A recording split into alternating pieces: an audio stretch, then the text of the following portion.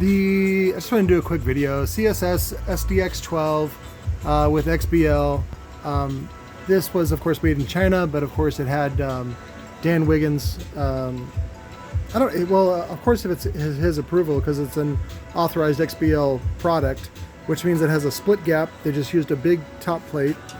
They used a shorting ring, aluminum, what's funny because the frame also acts as a shorting ring and cooling device, but whatever. These terminals suck. I've seen these on the Pioneer, is it Pioneer? No, JBL GTI. They suck. First of all, no twist, that sucks. And then second of all, like the positioning is just terrible. So we're getting rid of that frame. Luckily it uses the standard 5-inch pattern, so I'm just going to do this with some risers to stand off like that. The coil, of course, is short. You can look at the coil. It's like an even hung, maybe underhung by just a little bit. Regular cheap spider, cheap cone, small rubber surround. We're gonna do what do you call it? Johnny 5 cone, and I'll give him his choice of cap that he can put on there. There's not really much you can do to it because the motor is so short.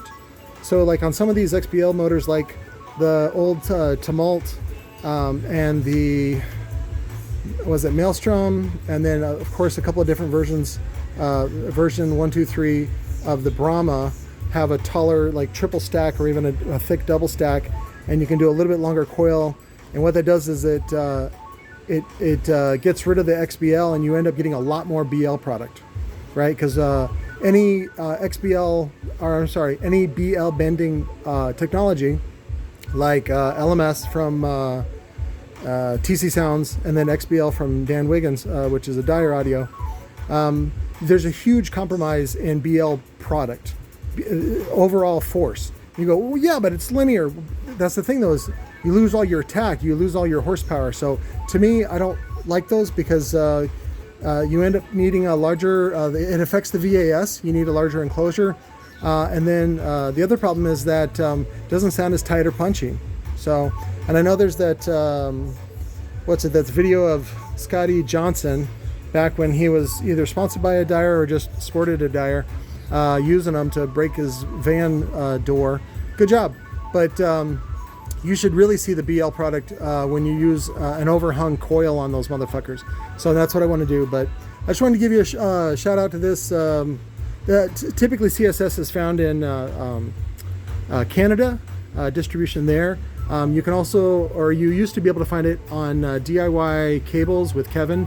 Kevin did a lot of work with Dan Wiggins out of a Dyer, and really did a lot of great work giving people a DIY option rather than like what they wanted, something exotic, or for home audio especially. He would give them a deal on something else that would perform as good or better for a lot less, which is like what I do. So that's why I'm always a fan of Kevin's. But yeah, somebody tried to fix this. Terrible job. And I'll just give them a new frame. Again, we're just going to do 10mm spacers underneath to give some venting. And then I'll actually reclaim this coil. I think it's DIL 2. Just because there's a lot of former on it. Right, they had to use a tall former in order to reach down because the cone was so short, which is fine. I'll end up using this coil. It's actually still pretty good. So you can see just a little blemish there. But other than that, it looks pretty clean. And of course, this is the reason why it died, was the joint there, which of course is bad, but we can fix it and make it better using a better spider. So that's it. Love you. Bye.